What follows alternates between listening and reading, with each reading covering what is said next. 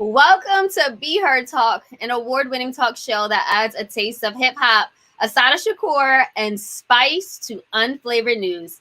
Each Sunday, we discuss race, politics, and culture, and we do that from an unapologetic perspective, and we give you the opportunity to be heard. So leave comments on YouTube, Facebook, LinkedIn, and Twitter, and we will read them throughout this show.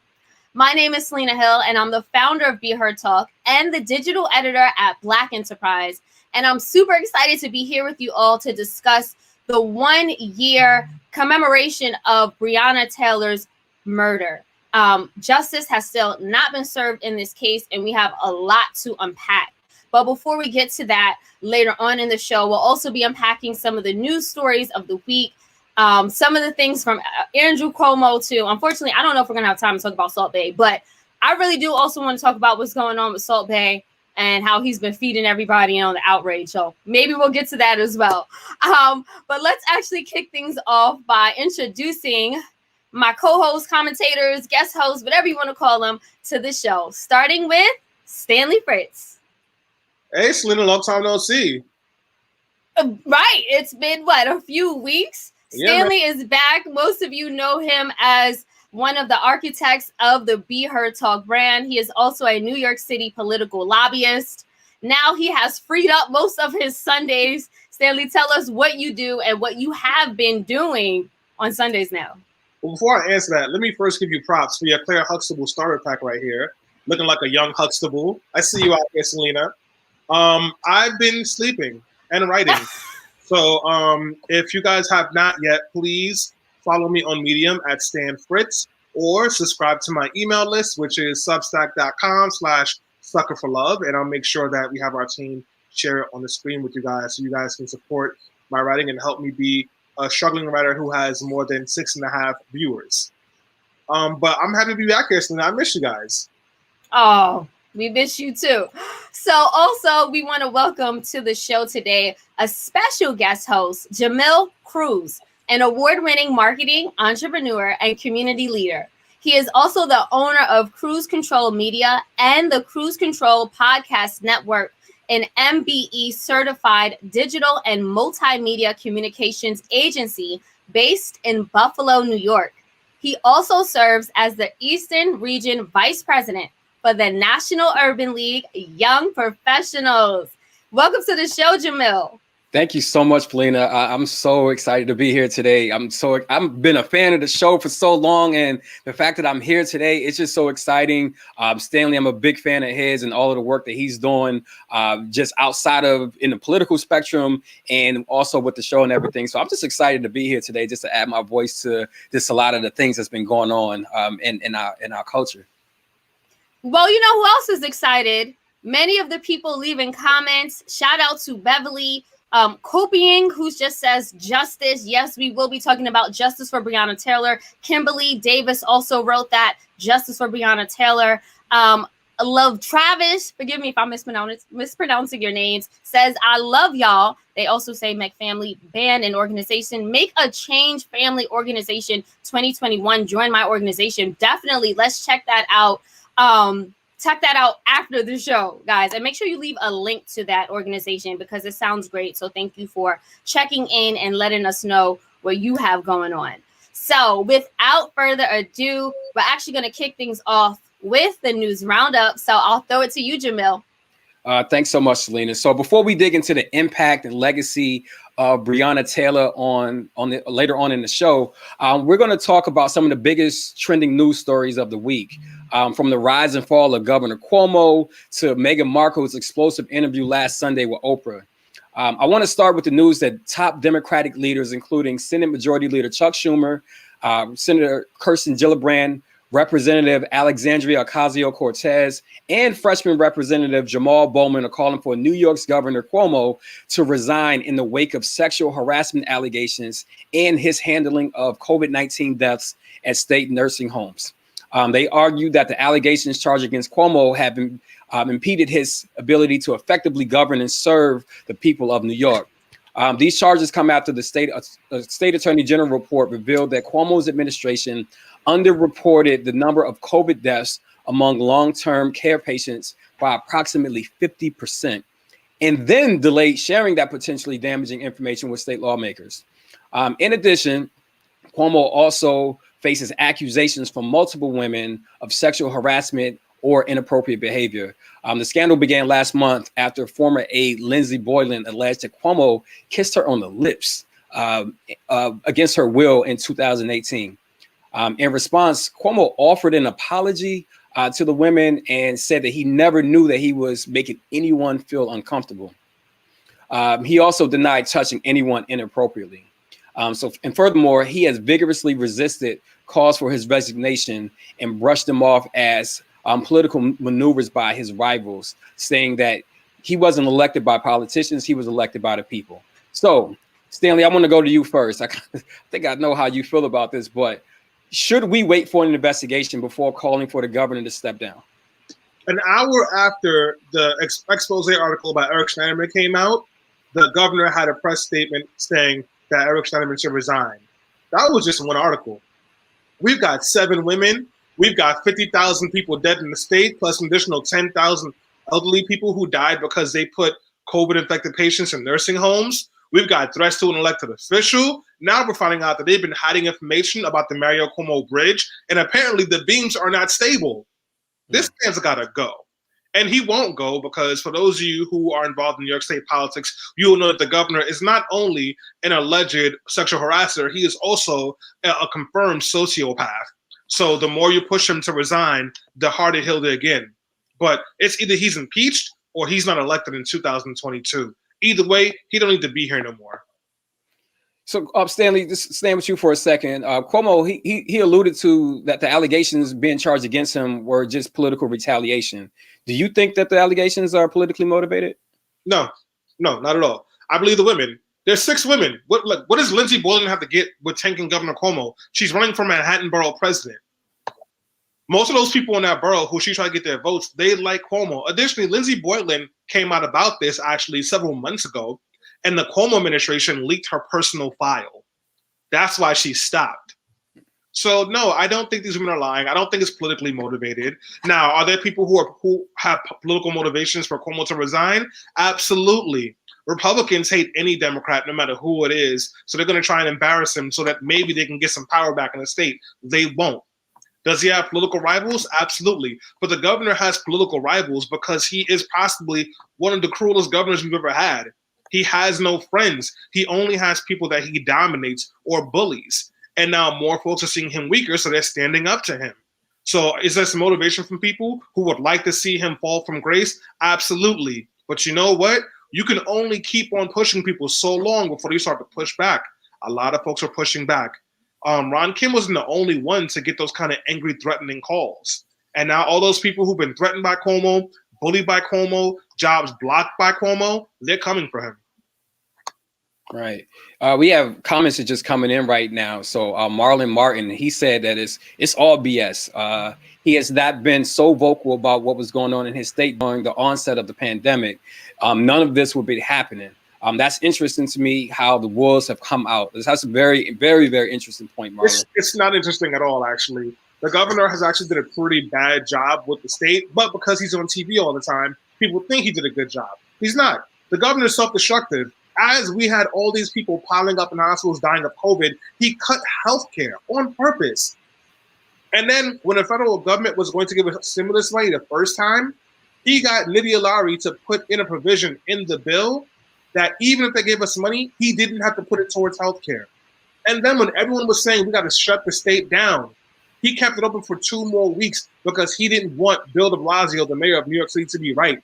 So when de Blasio said we have to do a shutdown, the governor said, no, that's done. We can't do that. And then 2 weeks later, he did a pause. You know what those 2 weeks cost us? About 13,000 lives. So, Selena, let me go to you real quick. Cuomo, he has said that he supports women speaking up to share their truth and experiences, but that the women making these sexual allegations against him should not be believed. Is that being somewhat hypocritical?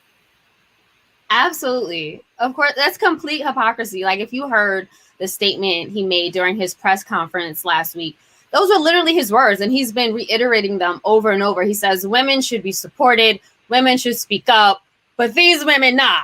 Like, literally, that's what he's saying. And I mean, I guess there's no other spin his publicist and PR team could really come up with at this point, because the allegations are valid. A number of women, have come out, as Stanley said, is at least 6 different women, and they don't have anything to gain but by saying this and speaking up. And, I will say this, because Governor Cuomo, he was also purported as a champion for women's rights and an advocate, because he did pass a lot of legislation to, on behalf of women, to create a work culture that was healthy and conducive for women to thrive. It just so happens that within his own office, he was doing the harassing. So as ironic as it sounds, I feel like this is really typical to what women have to go through when you have bosses and men who are saying things to the public, but behind the scenes, they're acting completely different. And that's actually not true, Selena. He didn't pass those bills. He was blocking them. He was. But didn't he sign it into law? Go ahead, Stanley. Please clarify. Yeah, he had to sign it into law because the Senate and the Assembly voted for it. But he was blocking those bills, and he was using his relationship with Republicans to block those bills from coming to vote. The only reason the Women's Reproductive Health Act bill passed in New York State was because we were able to get a Democratic majority in 2018.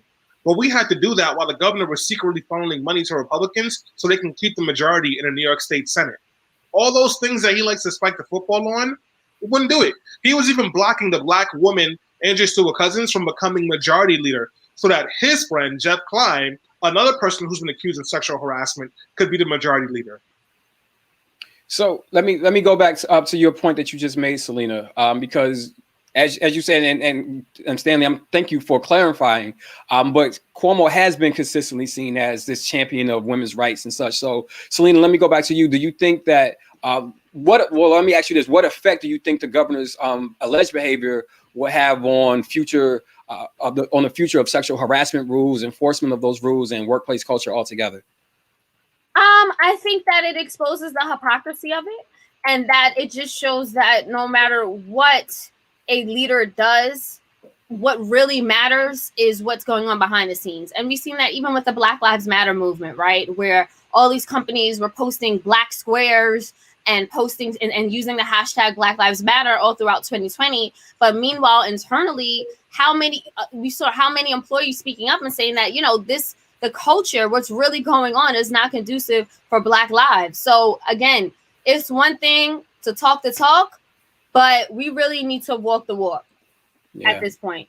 And I know Stanley and I, especially Stanley, can talk about Governor Cuomo all day, but I do think we should keep it moving and keep it pushing. All right, absolutely. So just one last thing I just want to ask about that. Stanley, what are the chances that you think that he will actually get impeached? At this point, 40-60. I don't think the Assembly will bring up impeachment proceedings. The Speaker of the New York State Assembly has been really tepid. Even when we found out that the governor's office hid 10,000 deaths of seniors, the Speaker has been tepid. So honestly, I don't see them stepping up. Yeah, absolutely. So another comment from Marlon Martin again. He said, "Thank you. He showed himself to be a leader of our country, and needed the leader. We clearly didn't have. I just don't buy it. Allegations aren't always true, but this is what happens when people stand up for the right. Someone is just out there waiting to tear you down. Why is this just coming out?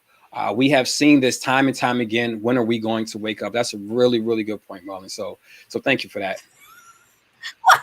Hold on. Now, Marlon, appreciate the fodder, but look, we got to believe women. I don't understand what the hard thing about it. Again, it doesn't help anyone. People aren't just looking to tear people down. The facts don't support your argument at all. Yeah. Stanley, did you have a quick comment before we move on? People have been complaining about the governor for years, literally years. They had an entire hearing about his treatment of female staffers when he was running the Department of HUD. This is not new. This is just the first time that anything has stuck. They call him the Teflon Don. His best friend went to prison for a corruption charge that if you ask anybody who's following that case, they'll tell you it was Cuomo. and his man took the fall for him. And then Cuomo got on camera and said that man deserves to be in jail. Like, come on, like, listen, we keep defending all these trash men, which is why they keep on being disrespectful and harmful towards women, because they know no matter how bad they get, somebody will say that it's a conspiracy against them. No, Cuomo was not trying to buy NBC. He's just a creep. That's a good point. It's a very good point, Stanley. So let's move on from Governor Crews, because we could talk about this all day. So one of the other big stories of the week was when President Biden signed the $1.9 trillion coronavirus stimulus package into law, cementing the first major legislative victory of his presidency. The sweeping bill includes around the $1,400 stimulus checks, enhanced unemployment benefits, money for schools and childcare centers, housing assistance, and support for vaccination programs nationwide. It also expands existing tax credits that will put more money into the pockets of workers and people with children. However, a provision to raise the federal minimum wage was abandoned after a group of state Democrats declined to back a rule change that would have allowed it to pass with a simple majority vote and avoid a GOP filibuster. So, Stanley, what are your thoughts on the bill?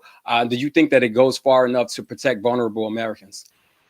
No, of course not. But if you want to just like grade the bill on its merit, this stimulus package is a phenomenal piece of legislation. Put the stimulus checks we're all going to get, or most of us are going to get aside, right? Families with children will now be getting $300 a month per child starting next month until the end of the year. $300 extra. If your child is 6 years old or younger, you get $3,600 over the course of a year instead of $3,000. But on top of that, if you lost your job and you had gotten COBRA, which is the health insurance policy most people get when they're not working, and you had to pay those premiums, no, the government is going to cover all those premiums for the next 2 years. Your unemployment, non-tax for the first $10,000. You got Obamacare, they're raising the amount of money they put to cover for your premiums. They also put something in there that said that if they do student loan forgiveness, there won't be a tax penalty for people. And they raised taxes on the rich by $60 billion. And those are just some of the basic pieces of this bill. This bill is projected to reduce childhood poverty by a third. We're reducing childhood poverty by a third. This is fantastic. It also shows you we can eliminate poverty if we wanted to. Selena, what do you think? What are your thoughts about it? Yeah, no, I mean, to Stanley's point, it's definitely a step in the right direction and a huge difference with what we were going through the last 4 years under Trump. And I think that it definitely positions Democrats in a good light. If we think about it, because they'll be able to take credit for ending the pandemic through the vaccine, if it does end, also revitalizing the economy, and also like putting more money back into Americans' hands to help stimulate it, especially those who, need it the most. So I think it's a really strong win. It's a really strong look for Democrats. I'm partly surprised. I don't know why Republicans didn't, none supported the bill. And I think that just the optics will look really bad on Republicans moving forward. Yeah, and that's a good point that you made, because not a single Republican, not in the Senate or in the House of Representatives, voted for this bill. That says a lot. I mean, and that shows that they are so hell bent on just being obstructionists. And no matter what Democrats, it could be something that can completely benefit, their own constituents. Because Democrats put it forward, they just want to completely just go against it. So that's just so unfortunate. But Selena, you had mentioned something about the Democrats, and Stanley, I want to ask you, do you think the voters will reward Democrats for their stimulus bill? I don't know. It's too early to tell. Mm-hmm. Midterm elections are still a year and a half away. But right now, 75% of people in this country support the stimulus package. And I think once Moneybag Joe gets some stimulus into people's accounts, it's going to go a lot higher. So we'll see. Yeah. And like you said, the midterms, we still have a little ways to go, about a good year and a half before that happens. And oftentimes, people can, with this being happening so early in his administration right now, people, tend to forget about some of these things. So, Selena, I want to ask you, do you think that this will help Democrats win and secure seats in that midterm election that's coming up? Possibly. I actually wanted to go to Marlon Martin's comment via Facebook. He says, exactly, obstructionists that's not right either, but it's what we see and deal with. So, I agree to that point, not the earlier ones, Marlon. But I will say, like, yeah, I do think that it could definitely benefit Democrats moving forward. Awesome. So let's move on. We have one of the biggest stories of the week was this explosive Meghan Markle interview that she did, her and Prince Harry had with Oprah Winfrey. That's still being talked about around the world. While many people have empathized with racist treatment that Meghan has gone through, others are criticizing her. Piers Morgan infamously accused the former royal of lying about being suicidal during her interview with Oprah Winfrey during an episode of Good Morning Britain. Morgan later stormed off the show on Tuesday after a fellow presenter, who happens to be a black man, confronted him over his remarks. Morgan left the show later that day. Following Morgan's exit, Sharon Osbourne tweeted, "Piers Morgan, I am with you. I stand by you. People forget that you're paid for your opinion and that you're just speaking your truth." Sharon also had an outburst on the talk when Cheryl Underwood called her out for supporting Piers Morgan. Let's go to that clip.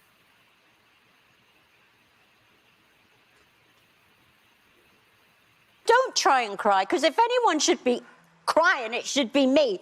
This is the situation. Yeah. You tell me where you have heard him say, educate me, tell me when you have heard him say racist things. All righty. So, Selena, what is going back to this story about Piers Morgan and Cheryl Osbourne and just this royal racism that we're seeing right now? What does this tell you about white fragility? Oh, it says a lot. It definitely says a lot. I know Tony Blash left a comment via LinkedIn. He says, Piers Morgan never said anything about Harry. What about that? And I just feel like a lot of people like Tony and other sentiment, they keep defending Piers Morgan. It was the undertones for me. The fact that we have Meghan Markle speaking out about the fact that they were saying her child is going to be too dark. They did not give her any protection as a royal. They didn't even give her a title, a clear, distinct difference between what happened with Kate and Prince William when they had their children. So, I mean, as a black person, as a black woman in this country, that is racism. And I think that for many white folks, Sharon Osbourne, Piers, I don't know if it's just that they've been looking through the eyes of their privilege and just never took off those rose-colored glasses to try to relate or empathize with people of color and the oppression that we've been going through, or if they're choosing ignorance at this point. Either way, whatever the reasoning is behind it, the fact that they're having breakdowns, like Sharon Osbourne was yelling and berating Cheryl Underwood at one point, and Cheryl was very calm and composed and was like, do you think that, Piers Morgan is being accused of racism? You're supporting him. That's literally how she, brung it up. And Sharon was like, you're trying to call me a racist, and started crying and refused to let Cheryl cry. She was like, don't you even start crying. If anyone's crying, it's me. No, Sharon, you're not the victim here. And it's just really, really frustrating to see this type of reaction in 2021. It's so telling of the times that we live in right now, where we see this happening over and over again, where people, particularly white people, they just want to be victims so bad. They just want to just play this victim role so bad, as if they are the ones that's being oppressed. And it's just sickening. And personally, I think Piers Morgan, he's a clown, because there was talks that Meghan actually he tried to actually holler at Meghan, and she dubbed him back in the day. So that's probably why he's really pissed off at her. But Stanley, I want to get your thoughts on this as well. Yeah, no problem. I mean, who cares about white nonsense? Tell them to wash their legs. I don't who cares? I'm not here to explain anything to any white person. Read a book. Sharon Osbourne crying all over the screen. Meanwhile, Meghan's living her best life with her black son and her white alabaster babe who left his dusty family, who we all knew were racist before this, to live their own best lives. Who cares? All white people are racist. Some of them are racist and savages. And I guess we know where the royal family lands in that spectrum. Stanley, can you clarify what you mean by that? All white people are racist. So apparently all white people are racist. Oh, okay. Well, Selena, you're always trying to help me give context to these things. I just want white people to be mad in their feelings. But the simple concept is white supremacy is everywhere. It is pretty much the socialization of this entire country and much of Western civilization. And as a person who is white, who grows up being told, like very externally and subliminally, that you are superior to other people, you are racist whether you mean to be or not. Does it mean you're a bad person? No. Does it mean you don't wash your legs? Maybe.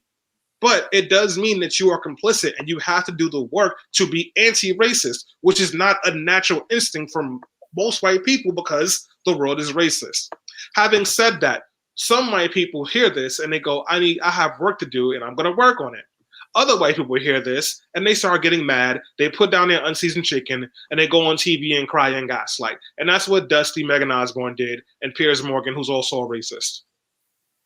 Yeah, let's go. Pam Matthews. She left a comment on LinkedIn, which she said, "Racist indeed. Don't try and play the victim." And again, this is something that we see so often. We've been seeing it more and more, especially over the last year and a half, where there have been just cause for people to just to change this racist behavior and things like that. And again, it's like people want to make it seem as if like they are the ones that's being oppressed, which is just absolute nonsense. Exactly. It's just absolute nonsense. So, so one of the last stories from the news round.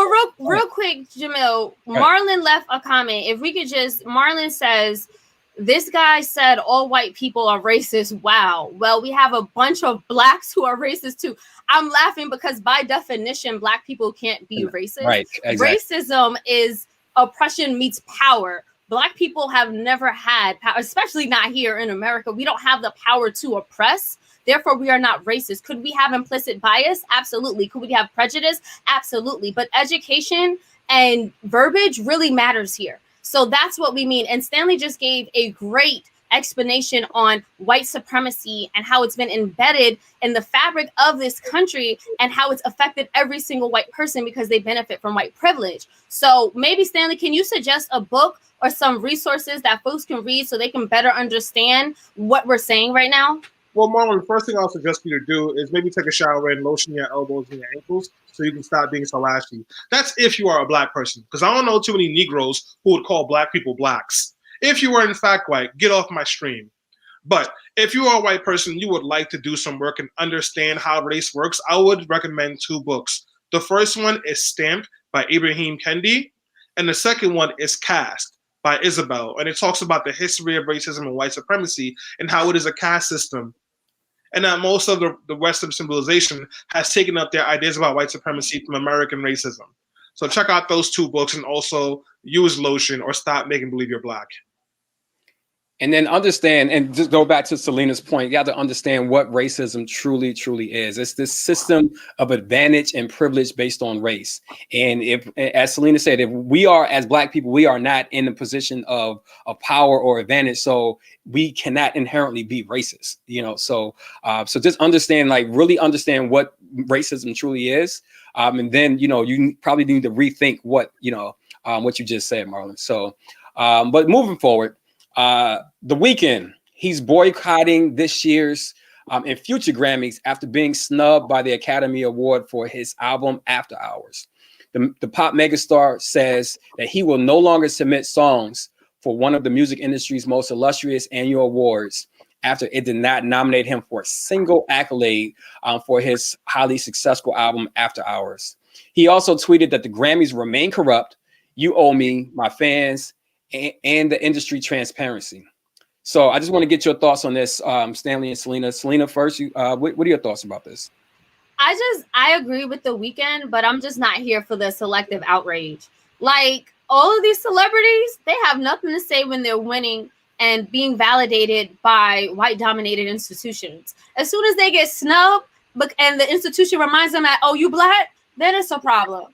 Like, I get it, let's boycott, but where were you before? Like, The Weeknd put out one of the greatest albums in the past year. Yes, he deserves it. But my question is, what if you were nominated? Would you still be taking this stance or not? And last thing, it was Childish Gambino who refused.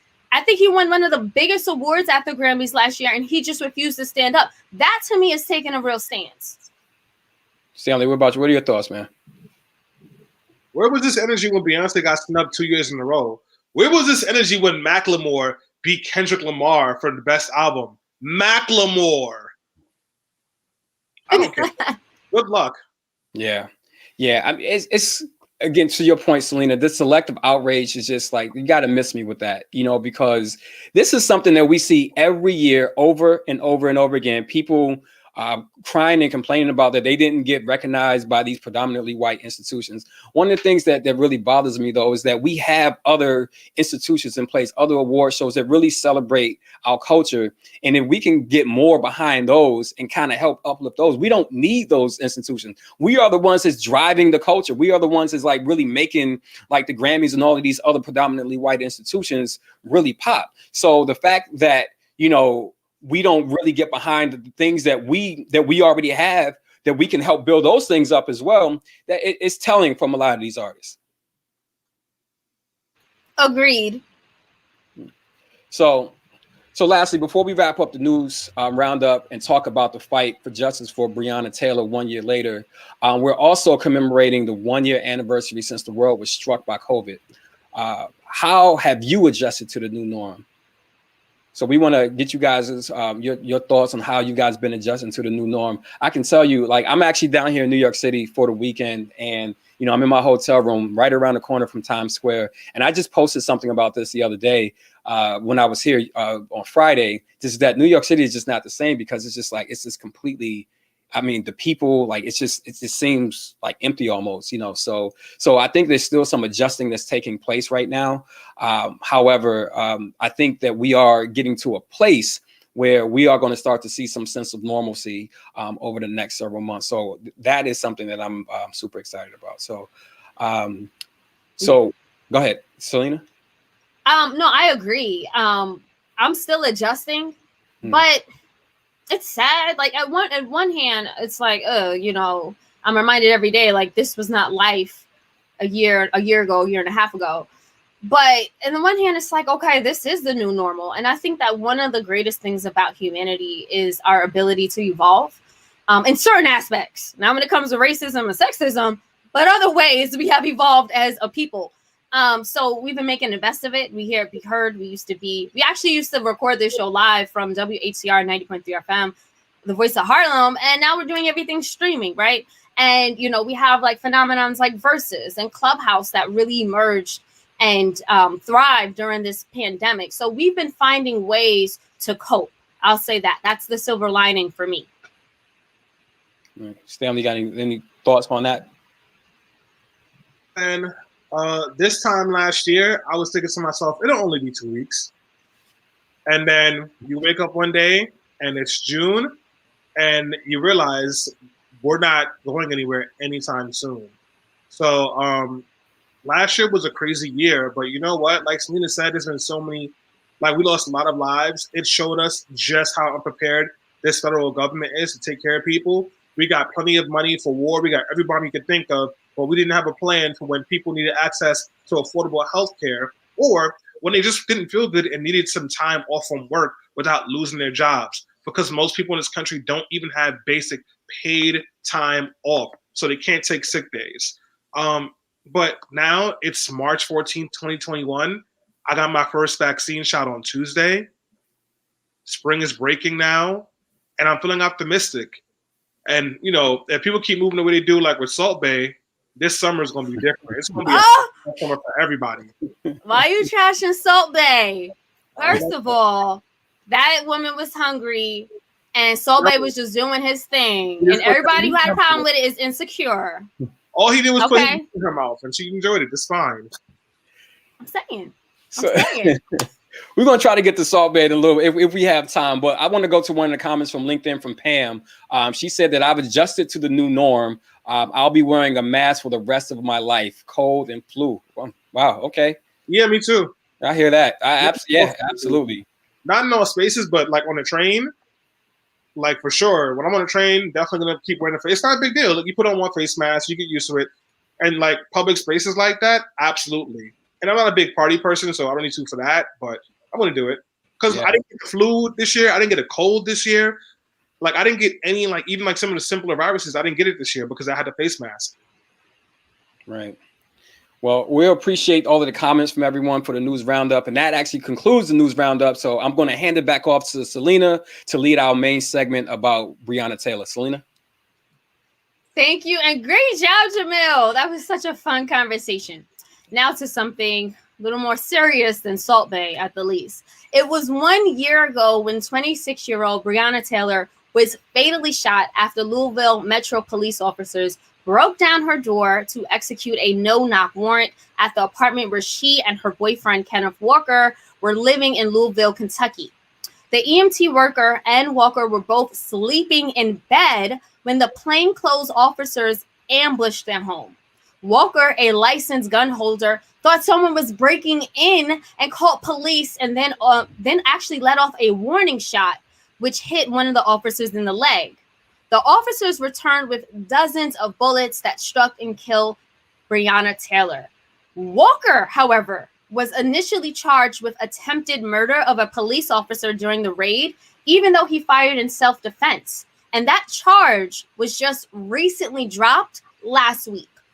The officers contended that Taylor's ex-boyfriend was shipping drugs to the address, but no drugs were found during their search. To this day, none of the officers involved in the raid have been charged within Breonna Taylor's death. In fact, in September, the city of Louisville announced a $12 million settlement in the wrongful death lawsuit filed by Taylor's family, which also included police reforms. For example, the city has banned no-knock warrants. But many advocates believe justice has not been served since Kentucky Attorney General Daniel Cameron announced no charges directly tied to Breonna Taylor's death. Today, Breonna Taylor's name has become synonymous with a call for change in policing, systemic racism, and to protect Black women. So for the remainder of the show, we'll discuss what needs to be done to ensure that there is justice and accountability for the tragic and unjustified police killing of Breonna Taylor. Stanley, I want to start with you. What are your thoughts on Breonna Taylor and her passing 1 year later?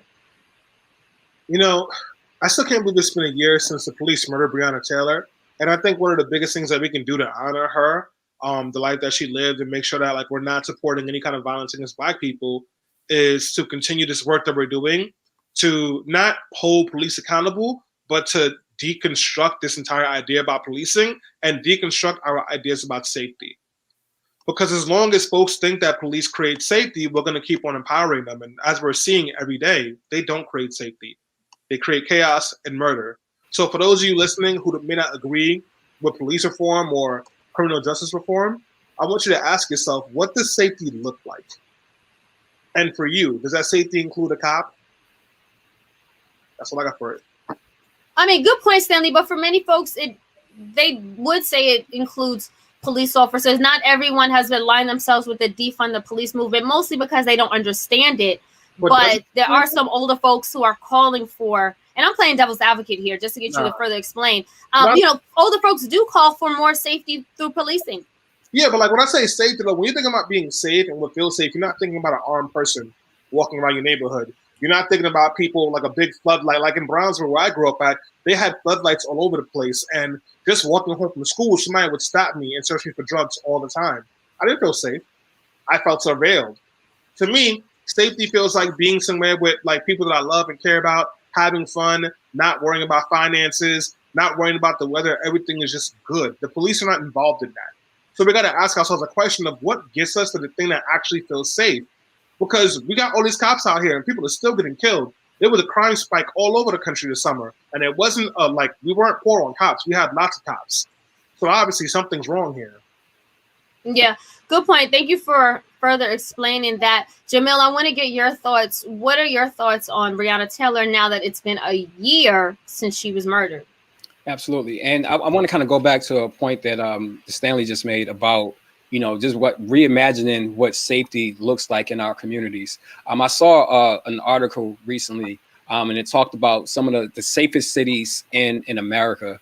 And, in some of those cities, one of those cities being in Irvine, California. And when you go to the city, you'll be hard pressed to find, police presence in these particular cities. Like when you see, like when I say hard pressed, I mean, you might see someone, a police car at a grocery store or something like that, but they're not patrolling the neighborhoods. But you have to think about why, because they have the things, the resources, the things in place to combat against a lot of the ills that's in their communities. For example, with this so-called war on drugs that took place, we know that was just by design, and that was just to to attack brown and communities of color, Black communities of color. But we see that white people are they are disproportionately, they use drugs at the same rates, and even in more cases than people of color, but they are given the treatment and everything that they need. So when the police go into Breonna Taylor's home, claiming that this is a drug raid, and end up killing this, murdering this woman, this is just something, again, that I feel that's truly by design, to really terrorize Black and communities of color. So while I'm somewhat hesitant to think that these changes are we're going to see like these massive changes happening in our communities and such. But I am encouraged by the work that's being done by like groups like Until Freedom, who are in in these cities right now, still fighting for justice for Breonna Taylor. We need that energy. We need to keep that energy going, right? Absolutely. Yeah, because like these folks are absolutely, they're doing the work that needs to be done in order to make the real systemic change that we need to see. So we really encourage that. So Anti-One Matt Manson left a comment via LinkedIn that I think pretty much sums up what Jamil and Stanley are saying. Policing is safety for white folks and extreme chaos for people of color. And it's always been like that. We know that policing is actually rooted in slavery. When the slave after Black people were freed from slavery, then they used slavery policing to further keep us oppressed. That being said, and speaking of oppression, when it comes to Breonna Taylor, this case, what really blows my mind is that justice has not been served. But it's also something that's not that surprising. Stanley, why hasn't justice been served in Breonna Taylor's murder case? Because there's a bootlicking Uncle Tom who's a district attorney in Kentucky. That's why.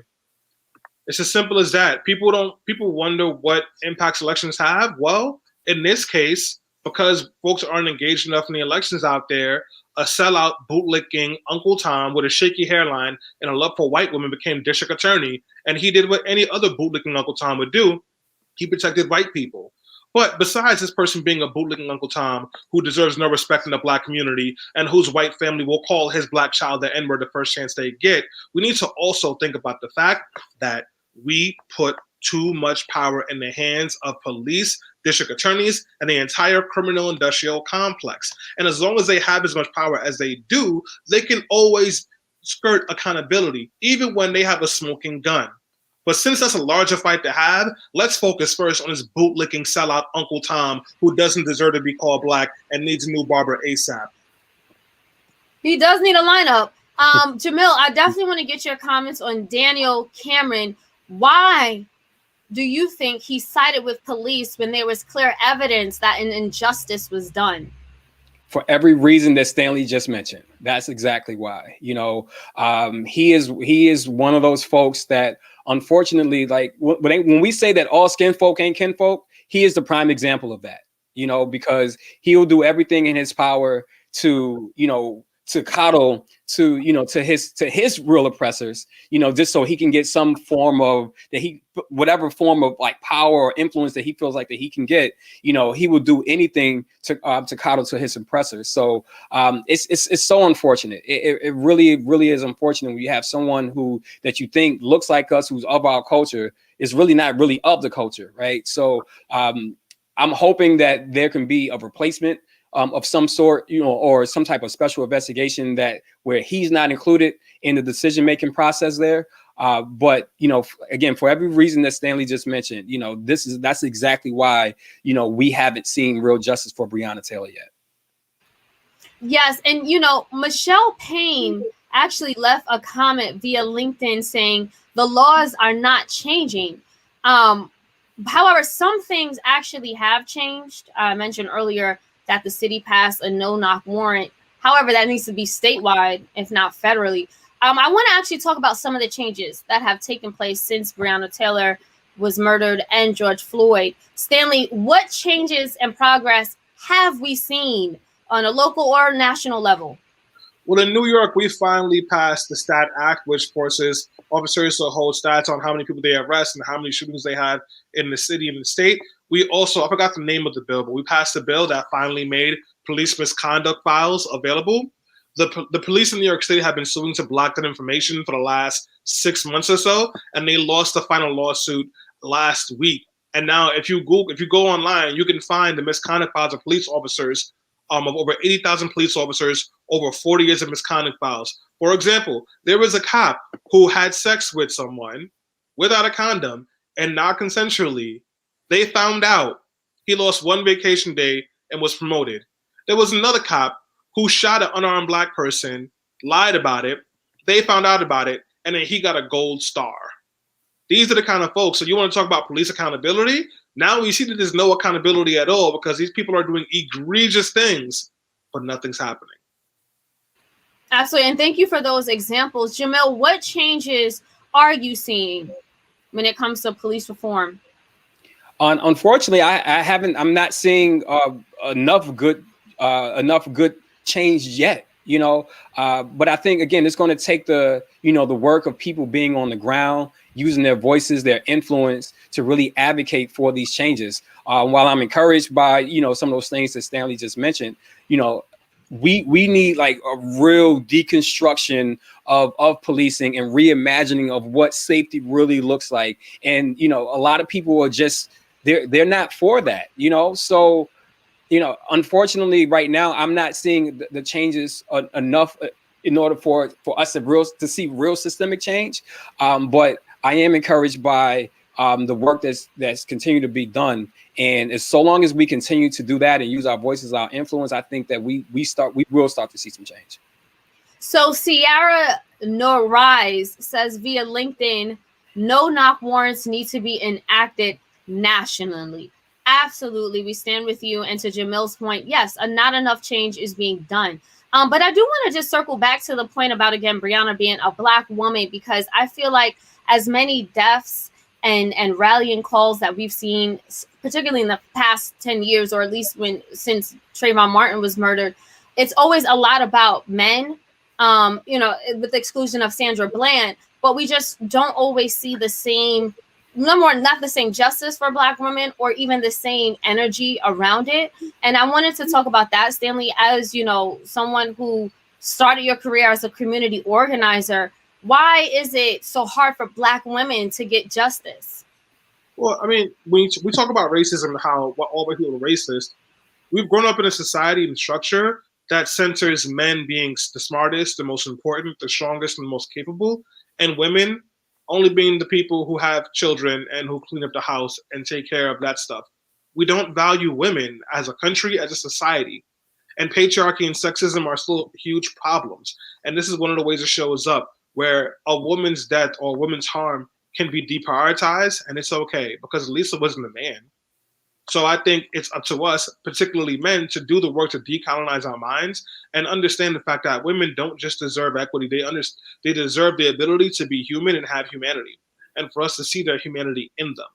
Because Breonna Taylor is not the only Black woman who dies. She's a Black woman who was murdered by the police. What about the Black women who are murdered by other Black men? We've got to do something about that. Absolutely. And Michael R. Hassler says via LinkedIn, simply put, misogyny. This is definitely a case of misogyny, and thank you for chiming in, Michael. And also, it's Clara, not Sierra. Thank you for correcting me. I don't have my glasses on, sis, so I couldn't see that well. But Jamil, I want to get your thoughts as well. Why don't Black women get the justice that we deserve?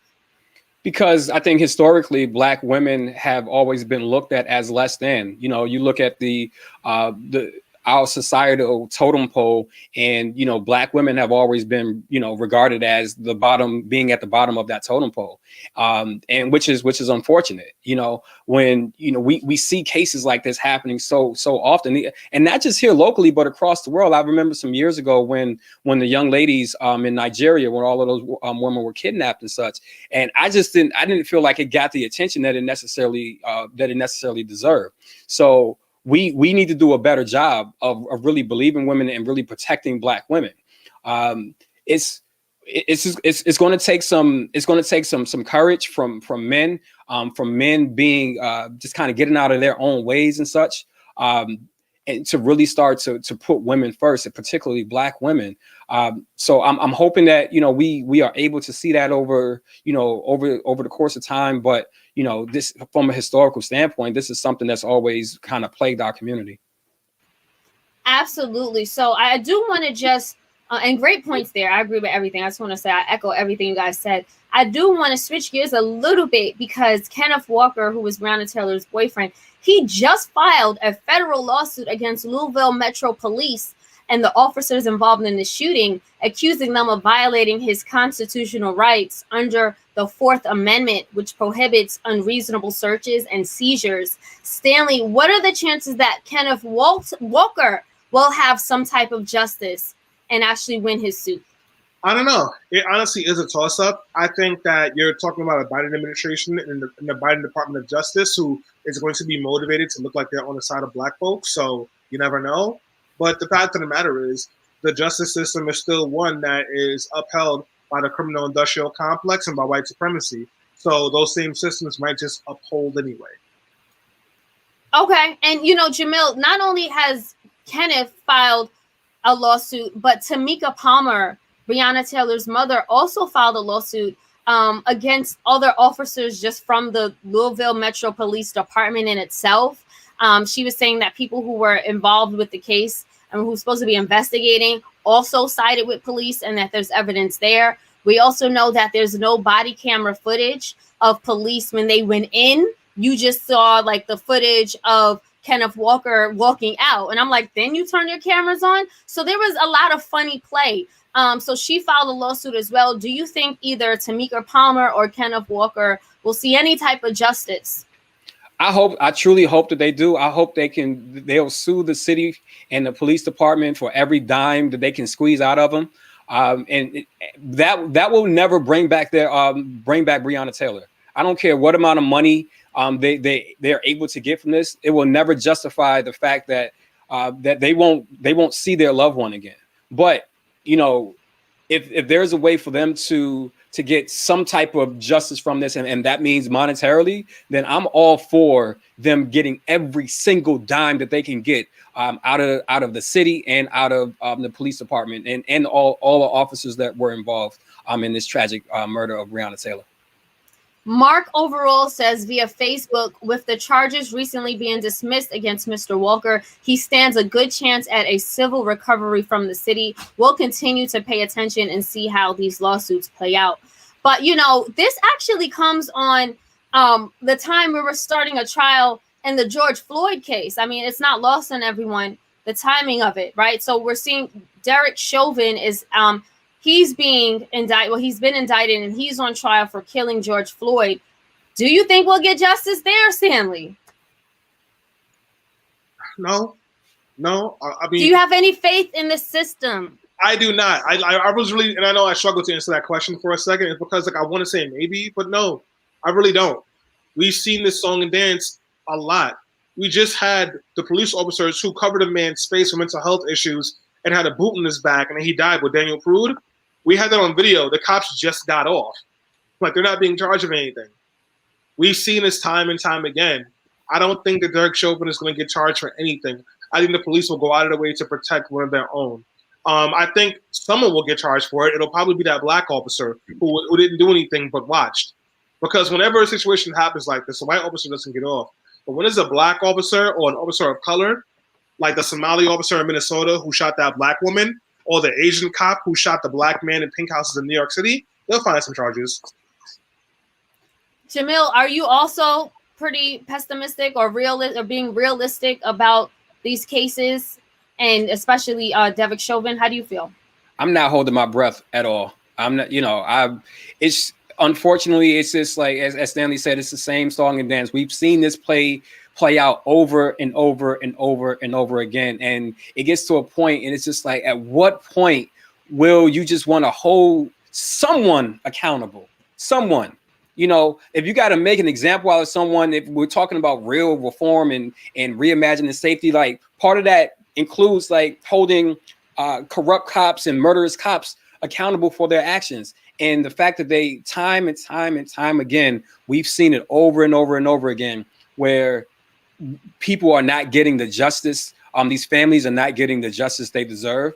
It feels deflating. It can be very deflating. So I'm not holding my breath about if it happens. Great, that'll be amazing. But simply, I'm not going to sit here and think that that this is something that's just going to be this radical change is going to happen, and we're going to see some justice for George Floyd. So I'm not holding my breath about it at all.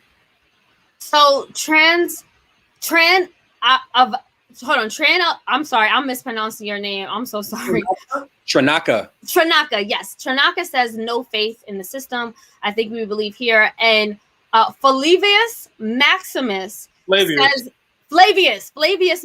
says the movement has been hyper-focused on the Black male and the fear associated with us. It hasn't left much room for justice for brown folks, trans folks, Black women, etc. Our groups don't have intersectional strategy. We fight against one another. Flavius, Stanley, I see you shaking your head. Did you want to respond to that quickly? There's really nothing to say. He knocked it out the park. And unless you're having an intersectional approach towards your work, you're not being successful. By the way, we got to speak up about this violence against Asian people. I know you guys talked about it a couple weeks ago. You guys should definitely check out the podcast episode of that. But we need to stand with our AAPI sisters and brothers as well. Thank you for that. So we do have to bring this conversation to a close. But Jamil, what is next in the movement for police reform and the fight for Black lives? Well, again, I think that we're going to continue to support, and even ourselves, us adding our voices, our influence. I think, using platforms like this to kind of speak out against all of these injustices and such. This is going to be necessary for us to really see that systemic change that we really want to see. But again, also making sure that we are lending our support, for those folks who are on the ground, like the organizations like Until Freedom, and so many different organizations that's on the ground right now. We have to continue to lend our support and really back these organizations, whether it's through our time, our talent, our resources, just to make sure that we can really start to see that systemic change. But also too, I really feel like that we need to make sure that we are holding this new administration accountable. One of the things that we all know to be true is that Black people are responsible for putting Joe Biden in the White House. So, we have to have our set of demands. We have to go to them, and we have to make sure that we are holding them accountable to the things that we want to see change in our communities. So I think when we start to do those things and really hold their feet to the fire, we might be able to start seeing some real systemic change. Stanley, where do you stand? What are your final thoughts on pushing for change, particularly under the Biden administration? Listen, as exhausted as I am about this entire situation and the harassment that Black people consistently get, this is not a race. It is not a sprint. It's a marathon. And, we got to keep on trucking along. I think that we got Biden in office. We're not excited that Biden is in office because he's a progressive. He's going to do what we want. He's not, and he won't. But he is someone we can organize and we can move on the issues, because even if he doesn't agree on everything, he is willing to negotiate because he is a politician. That's not what we have with Trump. With Trump, we had a white supremacist leading a white supremacist army. So as long as you have somebody willing to be moved, willing to listen, there's an opportunity for change. So we need to push for it and fight for that change every step of the way. And now listen, not everybody does it through organizing. Not everyone does it through politics. Not everyone does it through legislation. But every contribution is important, and we got to keep going. Thank you so much for that, Stanley and Jamil. And I'll just wrap up by saying, the murder of Breonna Taylor ignited a movement. It may have started in Louisville, but it was heard around the world. And it rallied many of us to push for the change. Like Stanley said, this whole process has been exhausting, but we came together, we mobilized, we organized, we started, passing changes when it comes to defunding the police. We've seen changes here in New York City as well as in California. We've seen, different things, different laws being changed. However, there's still so much more work that needs to be done, and it's going to be up to us. Take a breath, take a breather, but we got to get back in these streets. We have to continue to petition. We have to continue to call our legislators. We have to continue to remain civically engaged, because when we take a seat back, all the oppressor does is they continue to move, and they use that energy to fuel white supremacy and other systemic issues that are only hurting our communities. So let's continue to fight. I also want to just say that I talked about this earlier. It's called Breonna's Law. They are pushing, advocates on the ground are pushing to pass Breonna's Law, which would enact a no-knock warrant across the state. We need to make sure that this is happening. We could tweet up. We can't go to Louisville, all of us, but we can make sure we're tweeting about it, and we can make sure we're calling our folks, our family, if we know them in Kentucky, to make sure that they're doing the work to get this passed in Breonna Taylor's name. The time is now. On that note, I want to thank everyone who chimed in today to Be Heard Talk. Please support us on Buy Me a Coffee. If you go to buymeacoffee.com/BeHeardTalk and share a small donation with us, your support actually goes a long way. It gives us the fuel to continue to support the issues and the causes that you care about. I also want to thank Jamil Crews for coming on the show today and doing a great job. We appreciate you, and we'll see you again next Sunday. Take care, everybody.